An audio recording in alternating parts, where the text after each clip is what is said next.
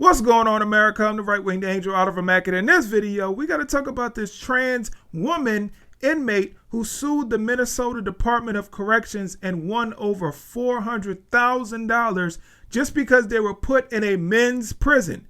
You know, the prison that they're supposed to be in because this person still has male genitalia. Yeah, but we live in clown world today, so people like that can sue based on people using common sense. Also, now this person is going to be moved to a female-only prison. Let's check this out. For the first time within the Minnesota Department of Corrections, a transgender inmate will be moved to a facility matching their gender identity. This is part of a settlement that includes a nearly $500,000 payment for the inmate as well. Last year, Christina Lusk, a transgender... Look at that face. Do you see a woman when you look at this person? Come on now. Woman sued the DOC over access to gender-affirming care and requested a transfer to the state's only all-women prison. Ben Henry spoke to her attorneys today about the impact they hope this has for the several other transgender inmates also trying to be moved. As far as we're concerned, gender justice, this is long overdue. Jess Braverman is legal director for nonprofit Gender Justice. It's really important that transgender people are treated with the same rights, respect, and dignity as everyone else. And that's true whether they're inside or outside of an incarcerated setting. One of their clients, Christina Lusk, is in prison, currently held at the Moose Lake facility for a 2018 drug conviction.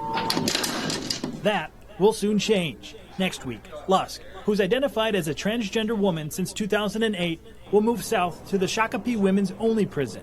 The Minnesota Department of Corrections settled a lawsuit with Lusk that sought access to gender-affirming care and the transfer to Shakopee. It's the first time in Minnesota a transgender inmate will be moved to a facility matching their gender identity. We really hope that this lawsuit, the settlement, helps not only our client but other incarcerated transgender people, and that's Miss Lusk's hope as well. How's she doing? She's doing great. She's really thrilled and pleased with the outcome. Lusk, writing in reaction.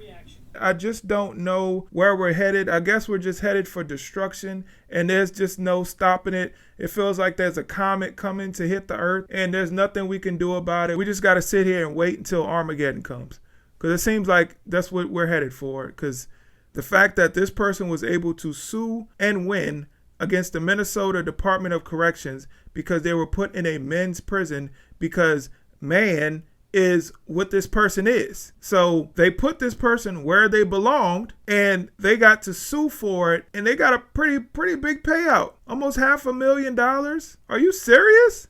This journey has brought extreme challenges, and I have endured so much. My hope is that no one has to go through the same set of circumstances. As part of the settlement, Lusk and other inmates will now be able to receive gender-affirming care. In a statement, the DOC says it's constitutionally obligated to provide medically necessary care for incarcerated people, which includes treatment for gender dysphoria. Okay, so are we labeling it gender dysphoria now? Because I thought the woke people and the LGBTQ activists said that transgenderism is not a mental health issue. It's not a mental disease. So if it's not a mental disease, why do these people have to provide medical care for something that's not a medical issue? Are we going to admit that it is a medical issue, or are we not? Because you can't say it's not a medical issue and then order prisons to provide gender affirming care because it's labeled as gender dysphoria, which gender dysphoria has always been a mental health illness. So is it an illness or is it not? Because if it's an illness, why are we normalizing this? Why are we celebrating mental illness if it's a mental illness? This is not a unique situation. There are other transgender people in prisons all around the country and here in Minnesota. Minnesota, unfortunately, hasn't been putting transgender people in the appropriate placements, and that should change, we hope. The DOC says they house 48 transgender inmates and that 5 others have requested a transfer. According to the settlement, transgender or gender nonconforming inmates can ask for a transfer, quote, unless doing so would increase the risk of physical or sexual harm to the inmate or others in that facility. The DOC says they're also creating a gender identity committee to view single cell assignments, showering arrangements, and search protocols. I just have a question. Now, we've seen multiple situations where we've had trans women who request to be moved from male prisons to female prisons. Have we ever had a situation where a trans man asked to be moved from a female facility to a male facility? Why is that? If it's all about, my identity, I want to be around people who identify like I do, then why wouldn't we have it the other way around? It's because these people know, these trans women know that they would have a much easier time in a female prison. And that's what it's all about. With all this talk about males moving to female prisons, what do you think would happen? You have somebody who is a biological male who identifies as a female, who still has his male genitalia. That person moves to a female prison. What do you think will happen when that person moves to a female prison?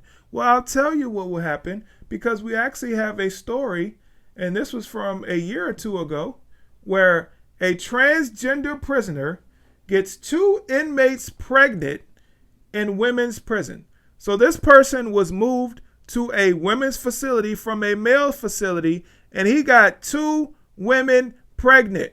So what do you think is going to happen with all these transgender women who are being moved from male facilities to women facilities in Minnesota? Now that this person has won this big lawsuit, we're going to see a lot more of this, okay? So let's read this. In 2021, a transgender person who lived life publicly as a woman since 2003 won a lawsuit against the New Jersey Department of Corrections, forcing authorities to change their policies. Policy changes included requiring housing in line with gender identity and not sex assigned at birth. What is this narrative about sex being assigned at birth? Nobody is assigning a sex at birth. A doctor is looking at the baby and calling it what it is. If you see a penis, it's a boy. If you see a vagina, it's a girl. This is not about sex assigned at birth. These crazy people are trying to change language and expecting everybody else to fall in line. So when you're born, you're not male or female. You're assigned male or female. It is not an assignment. The doctor is calling a spade a spade. The doctor is calling the kid what it is. One of the people who benefited from the policy was transgender inmate Demi Minor, 27, who was placed in the Edna Mahan Correctional Facility. However, Minor has now been moved from the Edna Mahan Correctional Facility after allegedly impregnating 2 female inmates. Minor, who does not appear to be happy with being moved from an all-female facility, acknowledged the change in prison in a series of tweets on Twitter in early July 2022.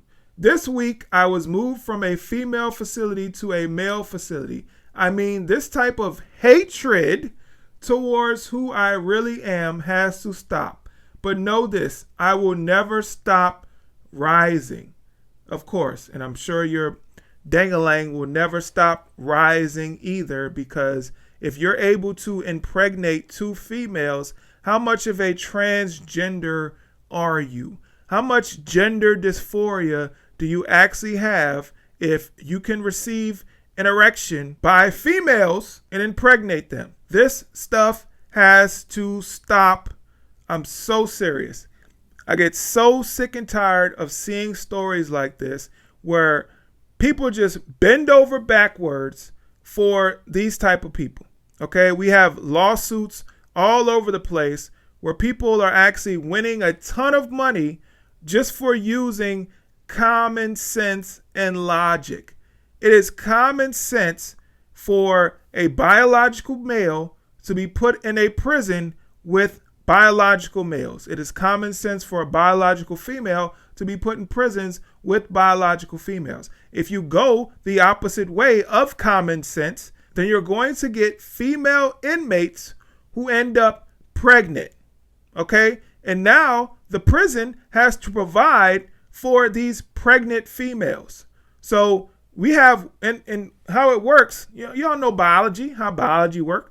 You get one trans woman in a female facility, that trans woman could impregnate all of those inmates. So is that what you want? Huh? Woke society, is that what you want?